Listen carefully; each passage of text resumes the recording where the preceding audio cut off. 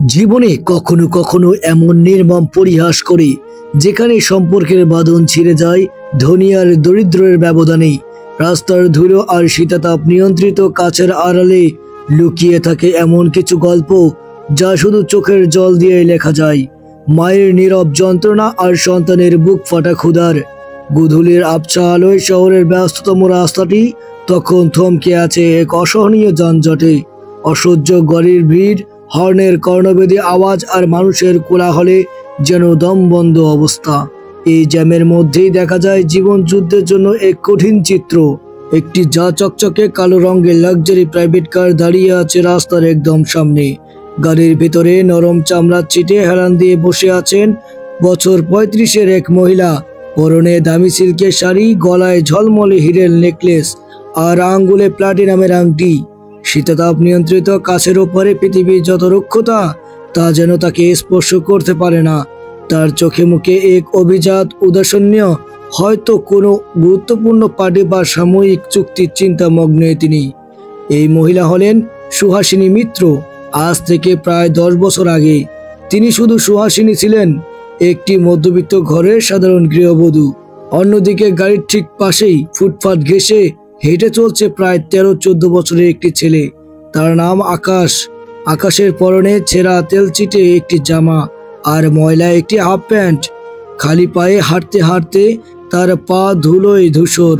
কাঁধে একটি পুরনো জীর্ণ কাপড়ের ঝোলা আর হাতে একটি ছোট টিনের বাটি। তার চোখের কোণে গভীর অবসাদ, মুখে দীর্ঘদিনের অনাহার আর কষ্টের ছাপ। ভিড়ের মধ্যে তার ক্ষীণ কণ্ঠস্বর প্রায় হারিয়ে যায়। 2 পয়সা দেন বাবু, মা কিছু খায়নি। আকাশ আসলে এই রাস্তারই একটি পরিচিত মুখ।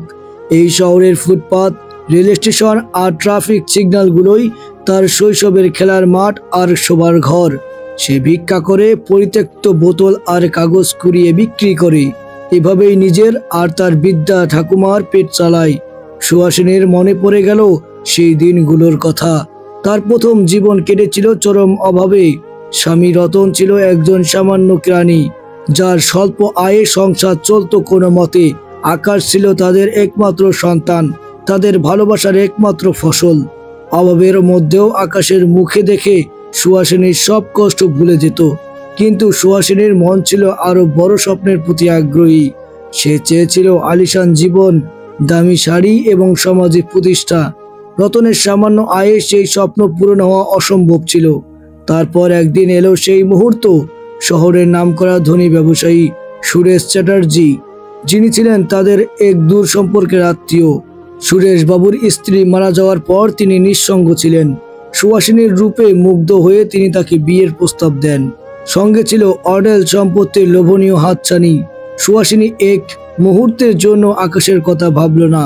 একদিন রাতে রতন যখন গভীর ঘুমে, সুহাসিনী ব্যাগ গুছিয়ে চিরকালের জন্য চলে গেল সুরেশ চ্যাটার্জির বিশাল প্রাসাদে। আকাশের ঘুম ভাঙল যখন সে শুধু দেখলো তার মা নেই।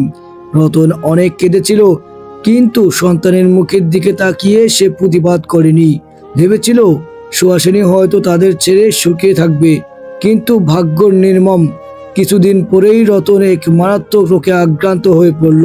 ঠাকুমা কোনো মতে আকাশকে আগলে রাখলেও অভাবে এক সময় তাদের ঠাঁই হলো এই ফুটপাতে। সুহাসিনী সুরেশ চ্যাটার্জির স্ত্রী হয়ে বিলাসবহুল জীবন পেলেন, কিন্তু তার মনে কোথাও একটা চাপ, অপরাধের কালো মেঘ যেন সারাক্ষণ জমাট বেঁধে থাকত। বিশেষ করে রাতে যখন আলিশান বেডরুমে একা শুতেন, তখন তার কানের কাছে ভেসে আসতো ছোট্ট আকাশের কান্না। হঠাৎ যানজটের মধ্যে তার গাড়ির জানালা লক্ষ্য করে কড়া নাড়ায় মৃদু আওয়াজ কানে এলো সুহাসিনীর। বিরক্তির সঙ্গে মাথা ঘুরিয়ে তিনি দেখলেন জানালার কাচের ওপারে দাঁড়িয়ে আছে ময়লা ছেঁড়া কাপড় পরা একটি ছেলে। তার চোখে 2টি করুণ মিনতির ভাষায় ভরা।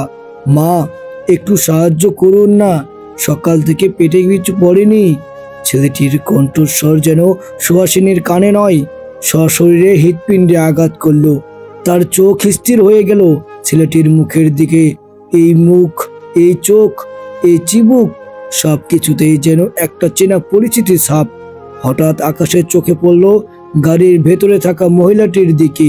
ঝকঝকে গাড়ি, মুক্তোর মতো মিশ্রণ ত্বক, কিন্তু সবচেয়ে বেশি আকর্ষণ করলো তার চোখের দৃষ্টি, ঠিক যেন তার দেখা একটি পুরনো ছবির মুখ। আকাশ জানালার কাছের খুব কাছে মুখ এনে প্রায় ফিসফিস করে বলল, আপনি কি আমাকে চিনতে পারছেন? আমার নাম আকাশ, আমার মায়ের নাম সুহাসিনী। এই কথাগুলো সুহাসিনীর কানে পর্দায় তীব্র বাজ পড়ার মতো শোনালো। তার সমস্ত শরীর যেন শীতল হয়ে গেল। এই তার আকাশ, যে ছেলেটি 10 বছর আগে সে ছেড়ে এসেছিল।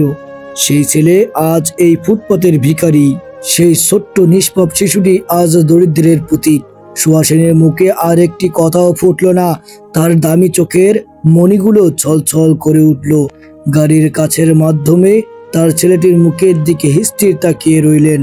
তার চোখ যেন চিৎকার করে উঠল, আমি তোর মা আকাশ, আমি সেই অভাগী যে তোকে ছেড়ে নিজের সুখ বেছে নিয়েছিলাম। আকাশের চোখেও তখন ছিল এক তীব্র জিজ্ঞাসা, এক নীরব অভিযোগ। সে কি তার মাকে চিনতে পেরেছে, নাকি সে শুধু তার নামের মিল রেখে আবেগের বশে এমন কথা বলেছে? যানজট তখন সামান্য সচল হতে শুরু করছে। পেছনের গাড়ির হর্ন বাজতে শুরু করলো। সুরেশ চ্যাটার্জি বিরক্ত নিয়ে বললেন, কি দেখছো সুহাসিনী? জানালার কাজ তুলে দাও, নোংরা ছেলেপেলেদের ভিড়। সুহাসিনীর হাত কাজ তোলার বোতামের দিকে গেল, কিন্তু তার হাত কাঁপতে লাগলো। সে তার জীবনের সমস্ত শক্তি দিয়ে শুধু চেয়ে রইল আকাশের দিকে। তার ঠোঁট কাঁপছে, কিন্তু কোনো শব্দ বের হচ্ছে না।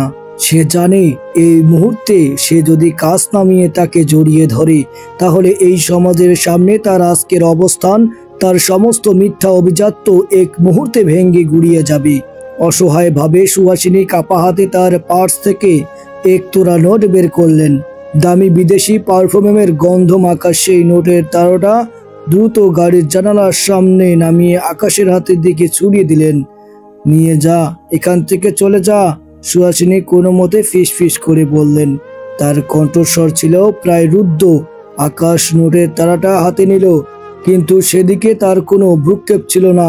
সে শুধু তার মায়ের চোখের দিকে তাকিয়ে রইল। সেই চোখে তখন পৃথিবীর সমস্ত অসহায়ত্ব, অনুশোচনা আর অব্যক্ত যন্ত্রণা। যানজট এবার সম্পূর্ণভাবে সরে গেল। ড্রাইভারের তাগাদায় গাড়ি দ্রুত গাড়িতে ছুটতে শুরু করলো। আকাশের হাতে সেই টাকার তারা, কিন্তু তার মন পড়ে রইল সেই গাড়ির ভিতরে থাকা মহিলার দিকে। সে কি সত্যি তার মা ছিল? কেন সে এমনভাবে চলে গেল? কেন তাকে ফিরিয়ে নিল না? সুহাসিনী গাড়ির পেছনে সিটে হেলান দিয়ে বসেছিল। তার চোখ দিয়ে অঝরে জল গড়িয়ে পড়ছে।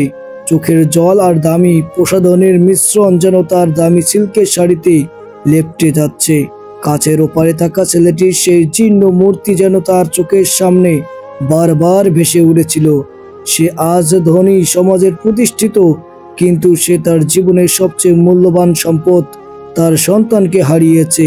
আকাশের নোংরা ছেঁড়া কাপড় আর তার দামি শাড়ি, এই দুইয়ের মাঝে যে সম্পর্ক বিচ্ছিন্ন হলো, তা আর কখনো জোড়া লাগার নয়। সেদিন রাস্তার জ্যামে মায়ের চোখে শুধু ছিল অসহায়ত্ব, অশ্রু, আর সন্তানের মনে এক নীরব চিরকালীন আর্তনাদ।